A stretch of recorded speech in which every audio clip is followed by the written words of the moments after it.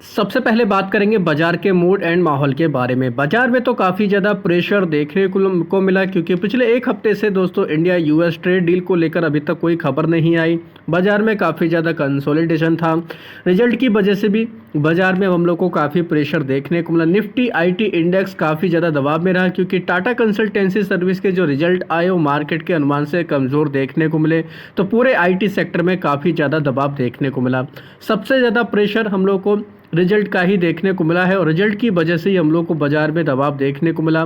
Infosys, Wipro, HCL Tech, TCS, LTI, Mindtree, Mphasis, Coforge, Tech Mahindra, Persistent System, कुछ कंपनियां काफ़ी दबाव में थी। हालांकि एक दो कंपनी ऐसी थी जो हरे निशान में थी, कुछ कंपनियां ऐसी भी थी जो निचले लेवल से रिकवरी भी दिखाई थी। तो आईटी पूरे आईटी सेक्टर में हम लोग को दबाव देखने को मिला। टीसीएस के बाद अब हम लोग को एचसीएल टेक के रिजल्ट देखने को मिलेंगे, तो उसके ऊपर भी हम लोग कह सकते हैं बाजार की काफ़ी ज़्यादा निगाहें रहने वाली हैं। बात करेंगे दोस्तों टाटा एल्क्सी की, ये भी आईटी से जुड़ी कंपनी। इसके रिजल्ट आए, रिजल्ट काफ़ी ख़राब थे। गैप डाउन ओपनिंग हुई, 8-9% कंपनी क्रैश हुई। उसके बाद हम लोग को रिकवरी देखने को मिली।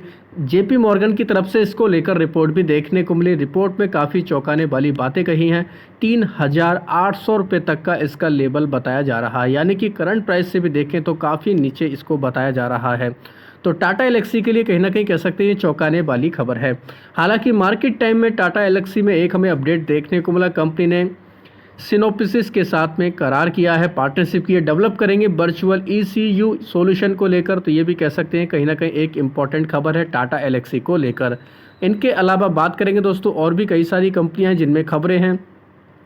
इरेडा की बात करेंगे दोस्तों, इरेडा में हम लोगों को काफ़ी ज़्यादा दबाव देखने को मिला। काफ़ी घटिया रिजल्ट इस कंपनी के सामने आए, क्योंकि एक्सपेंसेस काफ़ी बड़े हैं कंपनी के। एनपीए भी बढ़कर आए हैं, यानी कि असेट क्वालिटी काफ़ी कमज़ोर हुई है, और उसी वजह से 6% तक का प्रेशर इस कंपनी में देखने को मिला।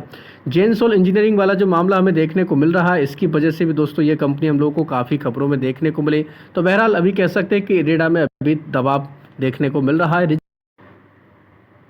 साथ ही बात करेंगे टीएफसीआई यानी कि tourism finance corporation of India के बारे में। ये कंपनी रिकॉर्ड लेवल पर देखने को मिली, ऑल टाइम हाई पर जा चुकी है, क्योंकि कंपनी की बोर्ड की मीटिंग में 1:5 के रेशो में स्प्लिट का ऐलान किया गया।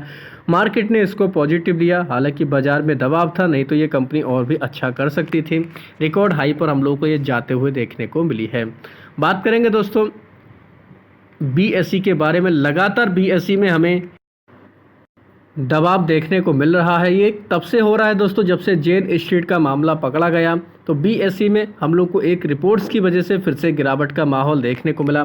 खबर है कि सेबी फिर से दोस्तों एक्सपेंडिंग कर रहा है जांच को लेकर, जो हम लोग को जेन स्ट्रीट का सेंसेक्स ऑप्शन का मामला देखने को मिल रहा था। तो इसी रिपोर्ट्स के जरिए जो खबर आई, इस खबर की वजह से दोस्तों बीएसई में काफ़ी दबाव देखने को मिला। अब बीएसई में प्रेशर आता था दोस्तों, आपको पता ही है। इसके परिवार की एक और कंपनी हमें देखने को मिलती है, उसमें भी काफ़ी दबाव देखने को मिला। सीडीएसएल, इस वजह से भी हम लोग को प्रेशर में देखने को मिला है। जब से जेन स्ट्रीट का मामला आया तब से लगातार दोनों कंपनियों में हम लोगों को दबाव देखने को मिल रहा है, क्योंकि कहा यह जा रहा है कि दोस्तों बीएसई के वॉल्यूम घटकर आते हुए देखने को मिल सकते हैं, क्योंकि एनएसई ऑलरेडी एक्सपायरी का डेट चेंज कर चुका है। इसकी वजह से भी, और ये जो हम लोग को चीज़ें देखने को मिल रही हैं, इसकी वजह से भी दोस्तों वॉल्यूम घटकर आएंगे, तो बीएसई को कहीं ना कहीं काफ़ी ज़्यादा नुकसान देखने को मिल सकता है। वहीं बात करेंगे दोस्तों आनंद राठी वेल्थ के बारे में। इस कंपनी के रिजल्ट आए, रिजल्ट अच्छे लगे और मार्केट को भी काफ़ी पसंद आए, और रिजल्ट की बदौलत ये कंपनी काफ़ी अच्छा मोमेंटम दिखे। 28% तक कंपनी का क्वार्टर वन में पैट बढ़कर आया 94 करोड़ के आसपास, जो पहले 73 करोड़ के आसपास देखने को मिलता था। ग्लेनमार्क फार्मा की बात करेंगे। ये कंपनी में दोस्तों हम लोग को अच्छे खासे मोमेंटम में देखने को मिली। 15% से ज़्यादा की इसमें रैली रही, क्योंकि कंपनी को लाइसेंस मिला है कैंसर की दवा को लेकर। इस वजह से ये कंपनी काफ़ी खबरों में देखने को मिली है, और इसको हमने भी दोस्तों कवर किया था लेट नाइट वाले वीडियो में। नोमुरा की तरफ से भी रिपोर्ट्स आई हैं, और इस कंपनी को काफ़ी ज़्यादा इस न्यूज़ की वजह से फ़ायदा भी हो सकता है। यही वजह है कि इसमें काफ़ी अच्छा मोमेंटम देखने को मिला। हिंदुस्तान यूनिलीवर में भी काफ़ी शानदार मोमेंटम रहा है, क्योंकि कंपनी की सीईओ और एमडी प्रिया नायर को दोस्तों बनाया जा रहा है। तो मार्केट ने इसको काफ़ी पॉजिटिव लिया है, और इस वजह से एचयूएल में भी हम लोगों को काफ़ी अच्छा मोमेंटम देखने को मिला। राइट्स की बात करेंगे, इसको 47 करोड़ रुपए का ऑर्डर मिला है। ये प्रोजेक्ट कर्नाटका में देखने को मिलने वाला है। कॉलेज का इंफ्रास्ट्रक्चर इनको करना है, तो इस वजह से ये कंपनी भी हम लोग को काफ़ी फोकस में देखने को मिल जाएगी। सुला वाइनयार्ड, इस कंपनी के रिजल्ट आए हैं, रेवेन्यू 8% तक घटकर आता देखने को मिला। हालांकि वाइन का टूरिज्म देखें तो 22% तक बढ़कर आता हुआ देखने को मिला है। तो कह सकते हैं मिले जुले नंबर हम लोगों को सुला वाइनयार्ड के देखने को मिले, इतना कोई खास नंबर कंपनी ने नहीं दिखाया है। साथ ही बात करेंगे दोस्तों डोडला डेयरी के बारे में। इस कंपनी में न्यूज़ देखने को मिली, कंपनी 271 करोड़ रुपए में एक्विजिशन कर रही है एचआर फूड प्रोसेसिंग का।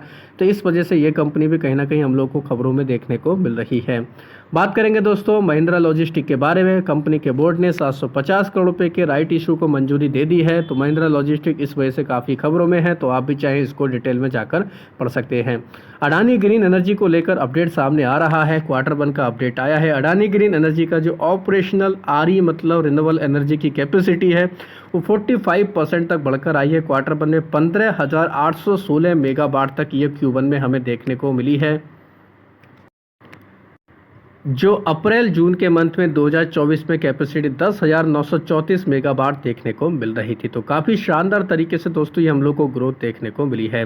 15,816 मेगावाट कैपेसिटी में हम लोग को 11,156 मेगावाट का सोलर, 1986 मेगावाट का विंड और 2,674 मेगावाट का हाइब्रिड रिन्यूएबल हमें देखने को मिल रहा है। साथ ही कंपनी की सेल्स देखें रिन्यूएबल एनर्जी की 42% तक बढ़कर आते हुए देखने को मिली है। साथ ही अगर कंपनी का एक तरीके से टोटल कमिटमेंट जनरेशन देखें तो ये भी 31% तक बढ़कर आते हुए देखने को मिला है। तो कहीं ना कहीं ये एक इंडिकेशन दे रहा है कि कंपनी ने पिछले साल की तुलना में अच्छा खासा अपना पोर्टफोलियो बढ़ाया है। अडानी ग्रुप में एक और हमें न्यूज़ देखने को मिल रही है कि कंपनी की तरफ से अनाउंसमेंट किया गया है कि 60,000 करोड़ रुपये का दोस्तों ये हेल्थ केयर रेवोल्यूशन पर काम करने वाले हैं, हेल्थ केयर सेक्टर में एंट्री मारने वाले हैं।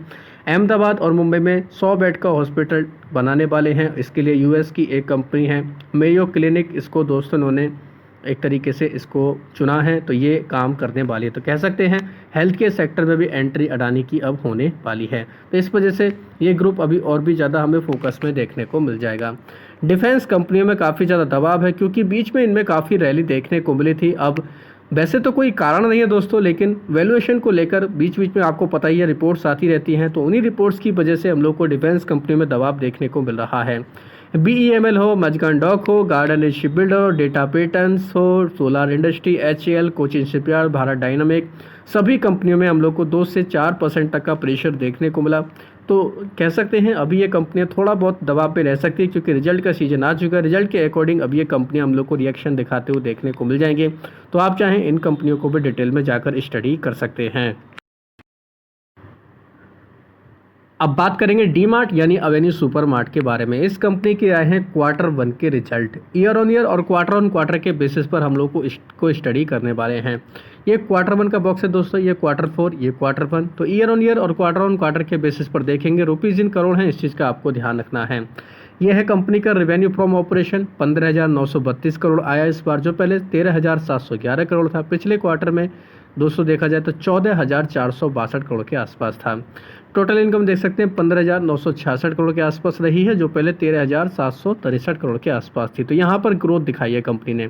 एक्सपेंसेस देख सकते हैं, खर्च 14,855 करोड़ है, पहले 12,675 करोड़ थे। पिछले साल यानी पिछले क्वार्टर में देखें 13,713 करोड़ के आसपास थे।